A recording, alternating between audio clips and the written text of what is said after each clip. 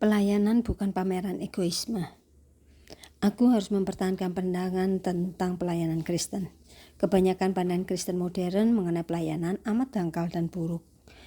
Pelayanan yang saleh menurut Yesaya adalah apabila engkau menyerahkan kepada orang lapar apa yang kau inginkan sendiri dan memuaskan hati orang yang tertindas. Yesaya 58 ayat 10. Banyak pelayanan Kristen yang tidak mengenai sasaran ideal ini. Pelayanan Kristen dewasa ini berkisar pada dua hal. Pertama, karunia dan talenta kita, dan kedua, pendidikan kita.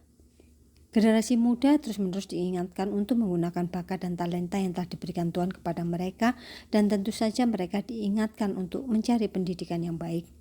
Betapa anjurannya bermanfaat. Namun, jika kita anggap bahwa semua itu sudah cukup bagi pelayanan Kristen, kita belum tahu hal yang terbesar. Tidak susah menggunakan karunia itu. Kenyataannya yang susah ialah tidak menggunakannya. Demikian pula tidak sulit untuk membagi-bagikan hasil-hasil pendidikan kita dan membukukan jalan atau kiat kita menggapai sukses. Pelayanan sama dengan mengorbankan diri. Betapa besar makna yang terkandung dalam kata-kata itu.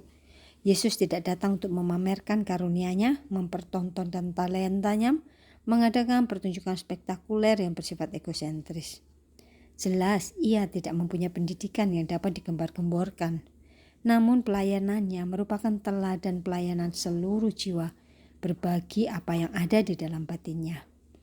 Ia adalah perwujudan sempurna dari korban-korban dalam perjanjian lama, suatu persembahan bagi Allah untuk kepentingan orang lain.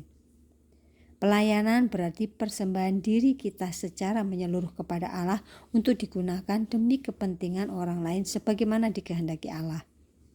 Dari pengorbanan total inilah semua bahan diambil untuk memenuhi kebutuhan orang lain itu menurut cara yang Allah pakai pada mereka. Penyerahan dan pengorbanan diri sama dengan menyerahkan nyawa kita untuk saudara-saudara kita. 1 Yohanes 3 ayat 16. Hanya ketika aku siap, aku sanggup menyumbangkan pelayanan efektif atau sanggup mengikuti Dia yang merupakan penjelmaan pelayan yang sempurna. Terima kasih ya Allah atas contoh yang diberikan Kristus, bahkan atas kasih karunia yang Ia berikan kepada kami untuk dapat menyerahkan dan mengorbankan diri baginya. Ayat emas kita dari Filipi 2 ayat 17, tetapi sekalipun darahku dicurahkan pada korban dan ibadah imanmu, aku bersukacita demikian dan aku bersukacita dengan kamu sekalian. Tuhan Yesus mengasihi Anda dan keluarga Anda.